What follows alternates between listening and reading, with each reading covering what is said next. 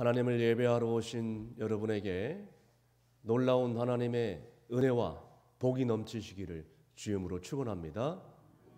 다음 주가 되면 우리 개신교회가 가톨릭 교회로부터 종교개혁을 단행한 지 504주년이 되는 그런 날입니다. 여러분이 잘 알다시피 그때 당시 가톨릭 교회는 성도들에게 성경을 제대로 가르쳐 주지도 않고, 그리고 진리에 대해서 올바로 가르쳐 주지도 않고, 그리고 어떻게 하면 천국에 갈 수 있는가, 오직 믿음으로 말미암아 구원을 얻고 하나님 나라에 갈 수 있다는 그 놀라운 진리를 가르쳐 주지도 않고, 그저 하나님 말씀을 떠나서 오직 세속적으로 타락할 수밖에 없었던 것입니다.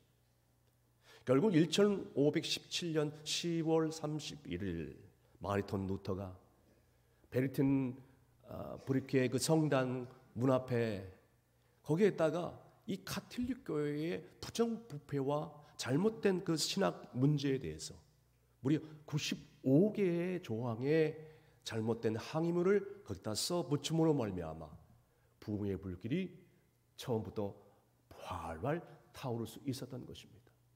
그 불길이 계속해서 타올라 와서 유럽의 전 교회로 타오르기 시작했고, 오늘날에 와서 이제 우리 장로교회와 루터교회 등등 많은 교회들이 생겨나기 시작했습니다.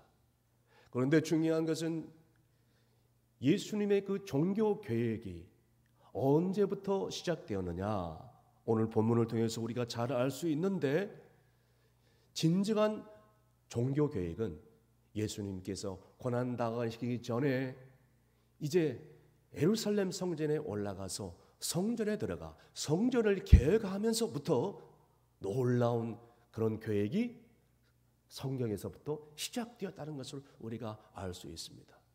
그렇다면 오늘 본문에서 말씀을 통하여 예수님께서 우리에게 주신 종교 계획의 의의가 뭐냐, 우리가 이 마지막 때에게 이어받아야 될 종교 계획 신앙이 무엇인가, 적어도 내 자신과 가정과 교회와 이 나라와 민족과 한국교회가 개혁되어야 될 문제가 무엇인가, 오늘 말씀을 살펴볼 때 놀라운 하나님의 은혜가 넘치시기를 주님으로 축원합니다.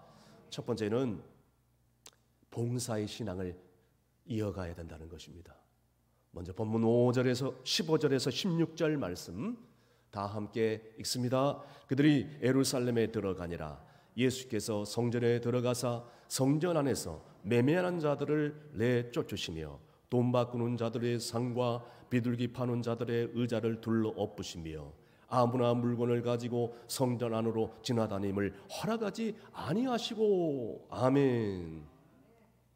예수님께서 예루살렘에 입성하자마자 제일 먼저 한 일은 바로 성전을 개혁하는 일이었습니다. 오늘날에도 예수님이 했던 성전을 개혁하지 했던 그 종교 계획을 한국교회가 일으키지 않고서는 썩어가고 부패되고 어두워져 버린 이 세상을 다시 한번 회복할 수 있는 희망을 줄 수 있는 길은 아무도 없다는 것입니다. 그래서 그때 당시에 예수님께서 성전에 들어가서 제일 먼저 한 일이 바로 이와 같은 일이었어요.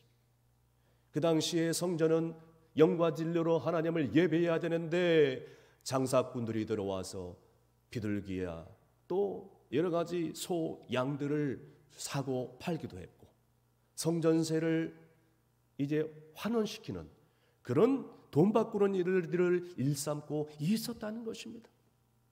여러분이 알다시피 오늘날에도 한국교회 수많은 여전도회 연합회에서 이 사랑의 바자회를 많이 개최해서 이제 좋은 일을 하고 있는데 질 좋은 물건들을 많이 가져와 가지고 그것을 이제 저렴한 가격으로 이웃들에게 성도들에게 팔아서 그 수익금 전액을 불이웃 헌금을 한다거나 성전 건축 헌금을 한다거나 자학헌금을 한다거나 여러 가지 좋은 일들에 사용하고 있는 것을 보게 됩니다. 여러분, 이런 것들은 예수님 당시에 일어났던 그 일들과는 차원이 다른 일이기 때문에 달리 우리가 해석해야 된다고 볼 수가 있겠습니다. 저도 이 예전도 연합회에서 사랑의 바자회를 했을 때에 제 돈으로 지불을 하고 양복을 샀는데 지금도 그 양복이 집에 있습니다. 그 양복을 볼 때마다 그때 그 당시에 일들을 회상하면서 정말 묵상하며 그 생각이 저절로 나는 것입니다. 자, 이렇게 좋은 제품을 성도들에게, 이웃들에게 저렴한 가격으로 팔아가지고 정말로 성전 건축을 하고 또 불이웃 헌금을 하고 장학금을 하는 이런 좋은 일을 하는데 얼마나 하나님이 기뻐하시고 또 감사한 일이겠습니까? 그런데 예수님 당시에는 이런 일들이 아니었어요. 그래서 멀리에서 성전에 나와서 예배를 드리러 온 사람들에게 장사치들이 소나 양 이런 것들을 사고 팔기도 하고 재물을 팔기도 하고 성전세를 바꾸어 주는 일, 즉 다시 말씀드려서 여러 각국에서 몰려왔기 때문에 이 유대 화폐로 환전하는 일들이 있었다는 것이에요. 자, 적어도 이렇게 하는 일 여기까지는 정말 그 자체가 크게 문제가 되는 일이 아니었다는 거예요. 그런데 적어도 문제가 되는 일이 뭐냐? 예수님께서 지적하는 문제가 무엇이냐? 오늘 말씀에 그것을 통하여 자기 이익을 챙기고 사리사욕을 채우며 그리고 또 하나님의 영광과는 전혀 무관한 삶을 살 수밖에 없었다는 것입니다. 그래서 예수님께서 성전에 들어가서 성전에서 사고 파는 사람들, 무리들을 향하여 장사를 하는 모든 사람들, 즉 돈 바꾸는 자들의 모든 상들을, 그리고 또 소나 양, 비둘기 파는 모든 그런 의자들을 다 둘러 덮으시며 화를 내시며 그 사람들이 성전에 출입하는 것을 앞서가지고 막았던 것입니다. 사랑하는 성도 여러분, 그렇습니다. 우리가 오늘날 교회에 나와서 예배 드릴 때 우리가 늘 잊지 말고 기억해야 될 것이 있습니다. 교회의 본질이 뭐냐는 거예요. 교회가 어떤 것이라는 거예요. 여러분, 교회의 본질은 이와 같습니다. 하나님께 나와서 하나님께 영광을 돌리고 찬양을 돌리고 예배를 돌리는 일이에요. 그리고 그 후에 형제와 자매와 성도들끼리 교제하는 거를 사랑을 나누는 거예요. 더 나아가서 이제는 고통당하는 이웃들을 위하여 복음을 듣지 못하는 사람들을 위해서 서로 봉사하고 헌신하는 일들이래요. 그 일들을 하기 위해서 우리가 교회에 온 것이에요. 오히려 자기의 이익을 챙기고 자기 이름을 내세우고 명예를 내세우고 한다면 그것은 신앙의 본질과는 전혀 차원이 다른 삶을 살고 있다는 것을 우리는 절대로 잊지 말아야 될 것입니다. 그때 당시에 종교교육이 일어날 그때에도 가톨릭 교회는 너무나도 세속적으로 빠져 있었다는 것입니다. 심지어는 성직을 돈으로 주고 사는 그런 일들이 너무나도 많았다는 것이에요.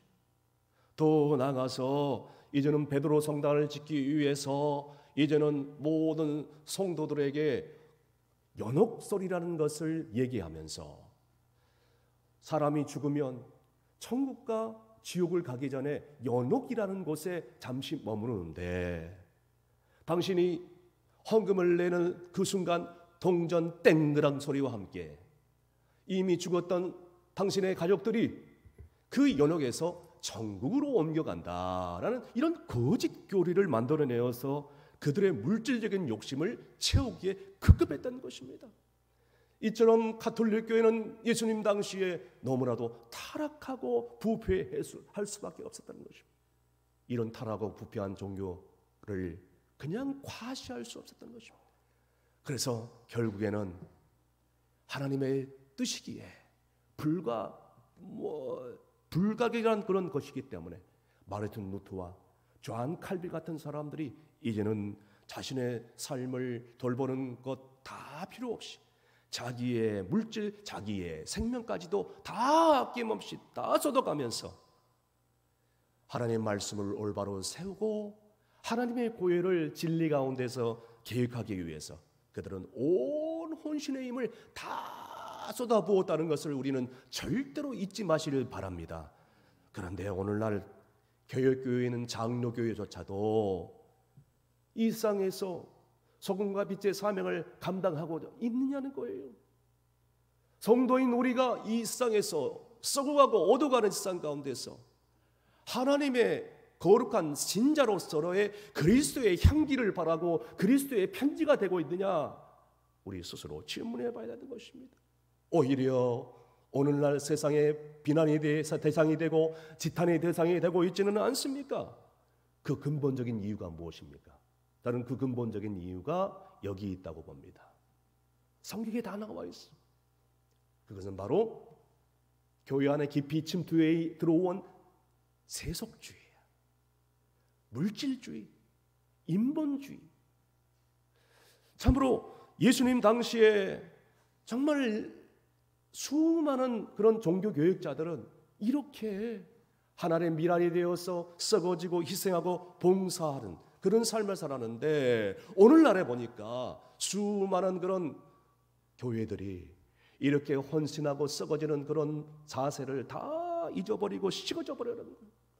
오히려 자기 이익을 챙기고 또 자기 이름을 내세우고 자기 명예를 내세우고 자기를 높이려 하기 때문에 거기서부터 다툼과 분쟁이 끊이지 않고 있다는 것이요.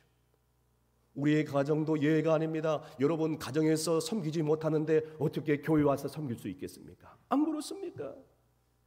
교회에 와서 자기 자존심을 내세우고 자기 이익을 챙기려 하고 자기 주장만을 일삼고 하는데 어떻게 교회가 세상으로부터 지탄의 대상이 되지 않을 수밖에 없냐는 거예요.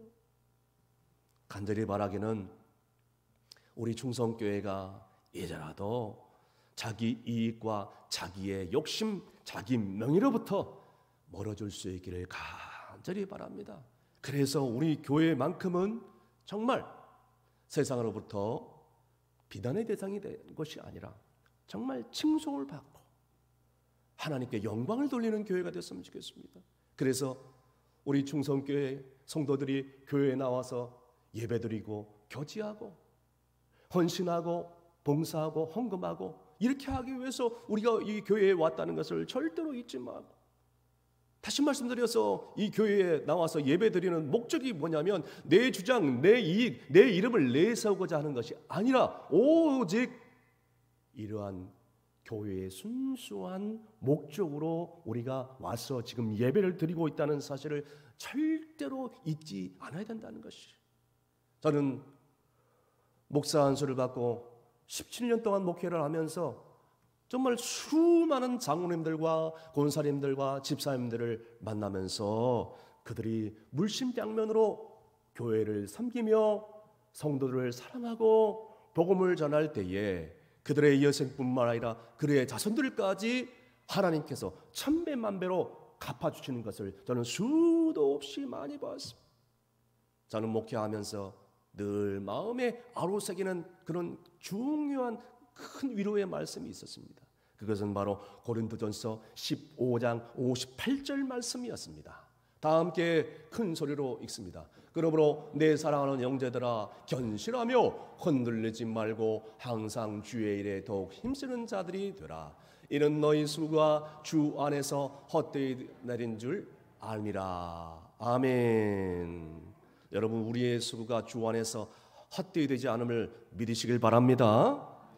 이제는 교회에 와서 내 주장만, 내 감정만, 내 이익만 챙기는 것이 아니라 이제는 하나님이 뭘 원하시는가, 정말 주의 뜻이 무엇인가, 그리고 교회의 본질이 무엇인가, 내가 오늘 예수 그리스도를 따르는 삶을 살고 있는가를 깨닫고 나아가며 하나님 나라를 확정하고 나갈 때에 하나님께서는 가장 기뻐하시고 또 우리의 삶뿐만 아니라 우리의 여생과 우리 자손들에게 놀라운 하늘의 신령한 복으로 땅의 복으로 갚아주실 줄로 믿으시길 바랍니다.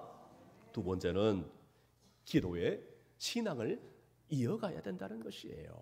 본문 17절 계속해서 다 함께 읽습니다. 이에 가르쳐 이르시되 기록된 바 내 집은 만민의 기도하는 집이라 칭함을 받으리라고 하지 아니하였느냐.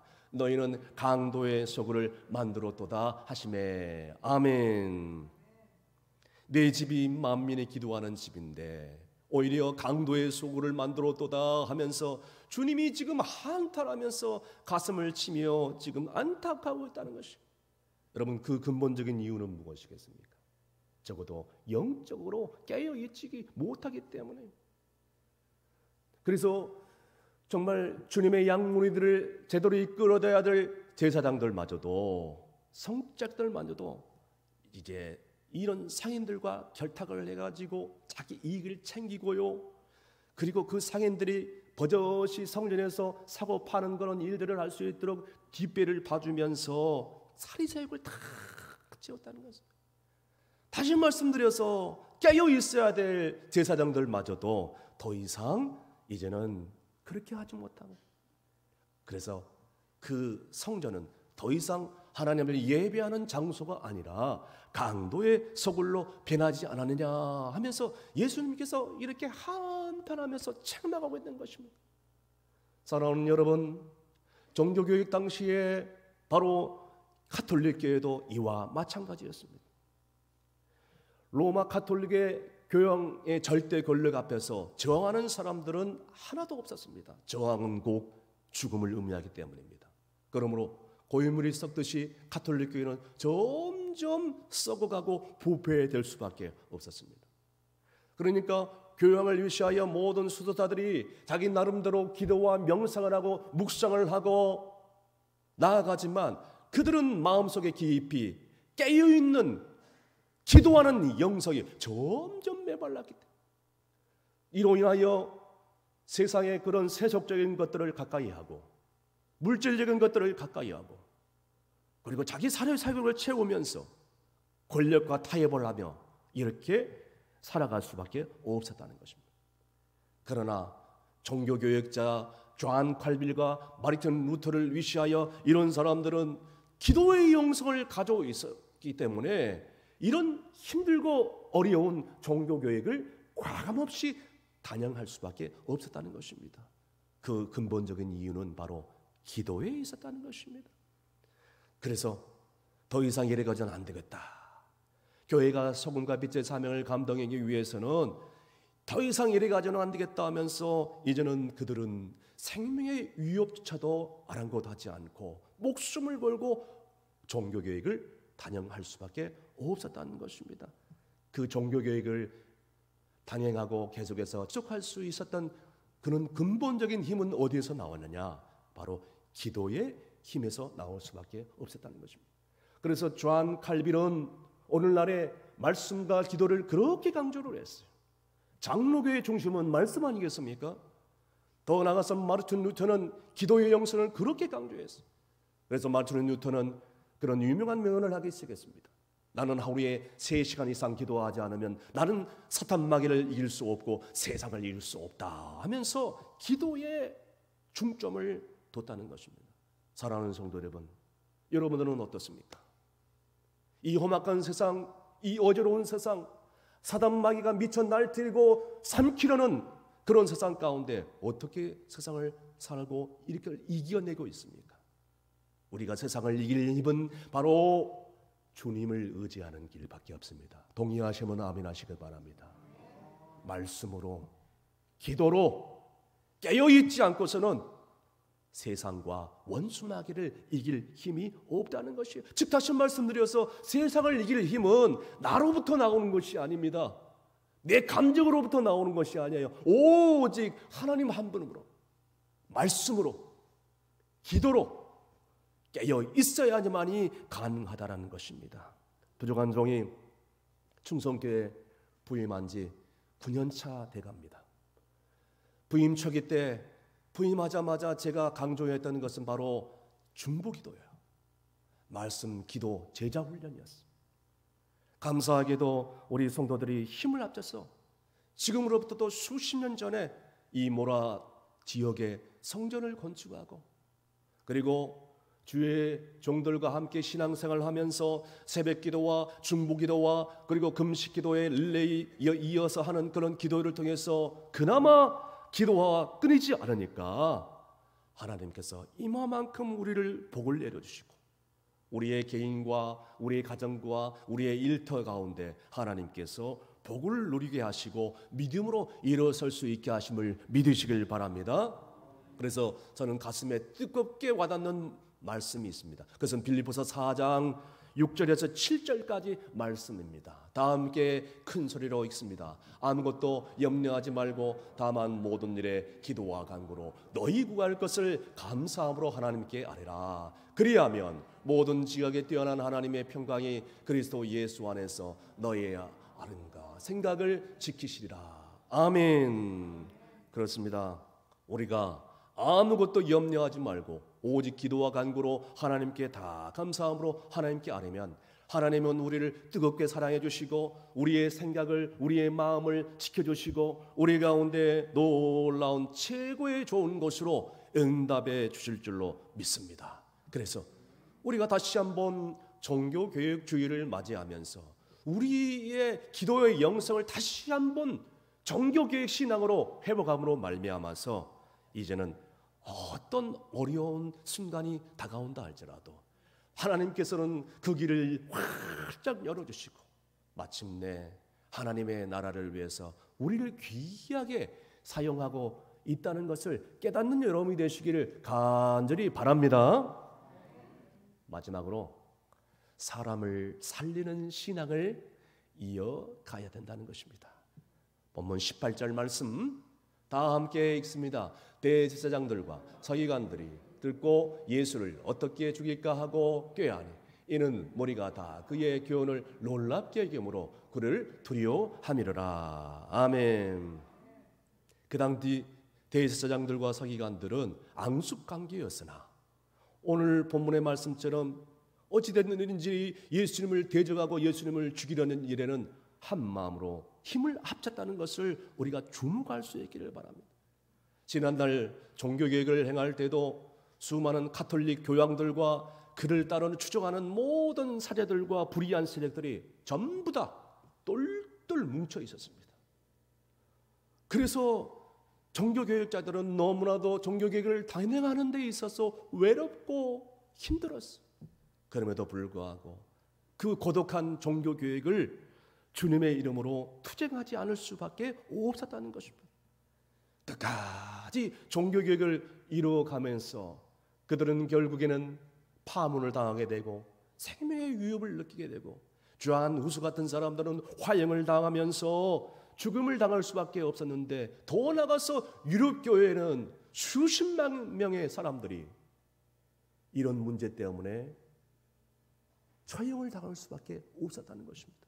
사랑하는 여러분, 같은 성도들끼리 의견이 다르다고 해서 이렇게까지 극악한 처형을 할 수 있겠습니까? 이것은 있을 수 없는 일이에요. 사랑하는 성도 여러분, 오늘날에도 교회가 왜 지탄의 대상이 되고 있습니까? 교회가 왜 비난의 대상이 되고 있습니까? 한마디로 말하면 하나 되지 못하고 서로 다투고 싸우기 때문에, 바로 이런 이유 때문에 개신교회 성도들이 천주교로, 불교로, 이상한 이단 사입으로 다 빠져나가는 것이. 그 당시에 교황과 신부들은 오히려 이 똘똘 뭉쳐서 일사불란하게 움직였어요. 오늘날에도 마찬가지입니다. 천주교를 보세요. 교황과 신부들이 똘똘 뭉쳐 있어요. 어디 무슨 불의한 무슨 안 좋은 일이 있다는 것, 그런 일들이 별로 없어요. 사랑하는 성도 여러분, 오늘 이것을 보면서 우리는 깊이 통회하고 자복해야 될 것입니다. 이제는 더 이상 다투고 싸우는 일을 그만 멈춰서야 한다는 것입니다. 적어도 우리가 주님의 사랑을 마음 가운데 회복할 수만 있다면 어떤 원수라도 주의 사랑으로 사랑하고 주님께서 나를 용서해 주셨듯이 그 사람을 용서하고 그 사람을 이해하고 그 사람을 감싸주고 불쌍히 여기는 마음을 갖게 될 줄로 믿으시길 바랍니다.